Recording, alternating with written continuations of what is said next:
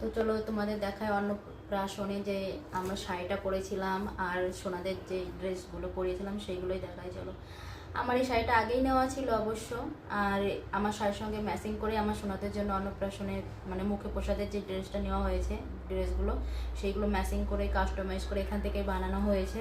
তো চলো তোমাদের দেখাই। তুমি তো অলরেডি দেখেই নিয়েছো, তো দেখো।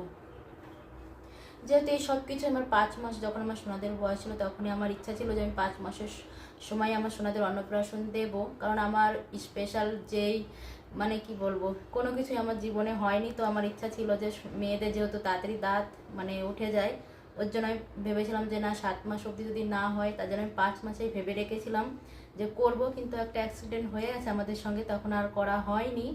তো 7 মাসেই করেছি। তো আমার সোনাদের দাঁত ওঠেনি, এটাই অনেক কি বলবো। তো দেখো, এই ড্রেসগুলো এখান থেকে কাস্টমাইজ করে বানানো হয়েছে এই ড্রেসগুলো। তো কেমন হয়েছে তোমরা সবাই কমেন্ট করে বলো। সব থেকে এই জিনিসগুলো আমার সব থেকে বেটার লেগেছে, ভালো লেগেছে। আর এই শাড়ি তো তোমরা আগেই দেখেছো, তো এটা আর বেশি দেখালাম না। তো চলো।